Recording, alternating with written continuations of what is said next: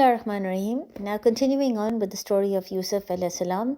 When the brothers arrive with Binyamin, Yusuf alayhi salam immediately takes Binyamin to the side to inform him of the truth. In other words, he tells Binyamin that I am your brother Yusuf. And he does this so that Binyamin does not despair regarding what his brothers did in the past. He should know that Yusuf is alive and well and that everything is going to be okay. Now after that, Yusuf alayhi salam places the king's cup in Binyamin's bag with the intention that when it is found, Binyamin will be declared a thief and Yusuf can retain him in Egypt.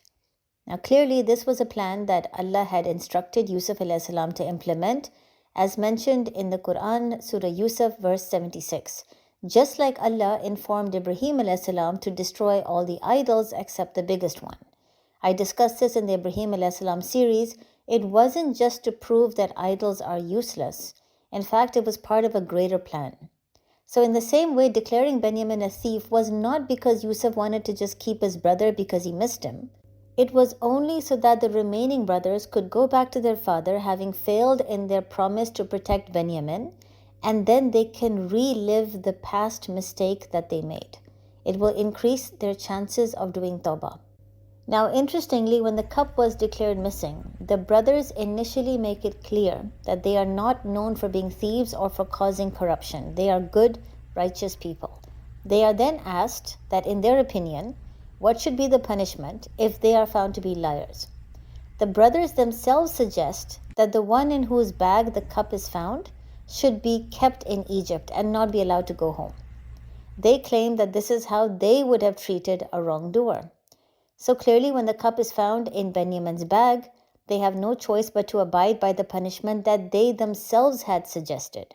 And as you can see in verse 76, Yusuf alayhi salam had to do all of this because he could not have just kept Binyamin. He could not have simply introduced a law that all of the other brothers can go back to Egypt, but Binyamin is not allowed to go. That would have been seen as an act of injustice by a prophet, and it would also not be in accordance with the rules of the king. In other words, the king himself would not allow it. Now this seems to imply that perhaps Yusuf alayhi salam was a Rasul who had brought a fair and just Sharia that was being implemented by the king as well. After all, if you think about it, years ago, when Yusuf was retained in jail for a crime he had not committed, which even the king knew he had not committed, no one released him from jail until the king saw a dream. If the king's laws had always been just and fair, Yusuf would never have been in jail for so long. So why is it now all of a sudden it is deemed unfair to keep an innocent man? This shift in the laws of the land implied that perhaps Yusuf was a Rasul who had brought a Sharia that was being imposed on the land, and according to those laws, he could only retain a man found to be guilty of a crime. Now besides this, if you remember, I mentioned before that when it comes to a Rasul, he is appointed to a particular nation, and after a designated point of time, an azab will come. And those who followed that Rasul will be saved from the azab and the rest will perish. So in the case of Yusuf alayhi salam, if he was a Rasul, then isn't it necessary for his nation to have experienced some azab after the designated period of time, where the believers of Yusuf are saved and the disbelievers are eliminated? Well, perhaps an azab did come on the people of Egypt, where the followers of Yusuf prevailed and the rest perished. Allah knows best.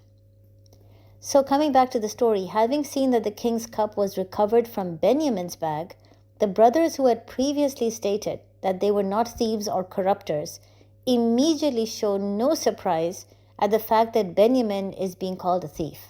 In fact, they go further to state that he even had a brother who used to steal. In other words, Yusuf. Their claim shows the lack of guilt they felt for their crime, to the extent that they are now defaming their brother Yusuf. All the more reason that Allah had to make them relive their past mistake to increase their chances of doing tawbah. Now having heard their statement, Yusuf alayhi salam remains quiet, knowing that Allah's plan will prevail. The brothers have to be given a fair opportunity to do tawbah, and revealing his identity at this stage would not be appropriate. So having openly blamed Binyamin and his brother Yusuf, the brothers now suddenly realize what they will have to face.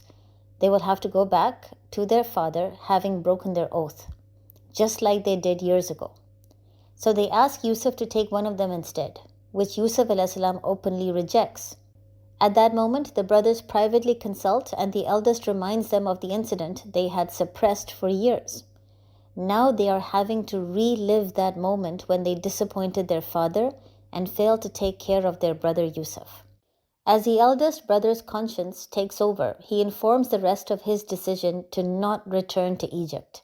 They all had promised their father that they would do whatever they could to look after Binyamin and they would not abandon him, so he refuses to leave his younger brother alone now in Egypt. Furthermore, he instructs the remaining brothers to go back and tell their father the truth, which is that Binyamin has stolen the king's cup, and if he doesn't believe it, then he can confirm the story from anyone in the city or even the people in the caravan. Now, when Yaqub ﷺ is told the story, he doesn't believe it. He remains patient, and the beauty of his sabr is that despite now losing 2 sons, he still has such tremendous hope in Allah's mercy that he believes perhaps Allah will return both of his sons to him at the same time. This is the essence of sabr, to be patient, grateful for everything Allah has given you despite the tests you are facing, and at the same time to be hopeful even when it appears that all the doors have closed. Now, of course, at this stage we could always ask, why doesn't Yaqub give up on his dua to reunite with Yusuf? Why not just accept it as Allah's fate and move on? Yaqub knew that he would be reunited. That is the interpretation of the dream that Allah gave Yusuf when Yusuf was a child. So he knew for sure that he would meet Yusuf ﷺ. This was not just him being stubborn. Now when Yaqub ﷺ mentions Yusuf again, he tears up and eventually his eyes become white with grief. And at this stage, the sons are reliving the mistake they made years ago.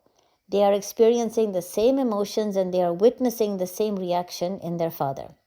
Yet there is still no sign of tawbah. Not once do they cry in grief of what they had done to Yusuf. Not once do they admit the truth to their father regarding what they did to Yusuf. Not once do they feel remorse or guilt. On the contrary, with the exception of the eldest, they get irritated when their father mentions Yusuf again. After all these years, the mention of Yusuf still triggers a negative response from the brothers. Witnessing their frustration, Yaqub ﷺ makes it clear that he is only complaining to his master. And this is yet another important lesson to understand.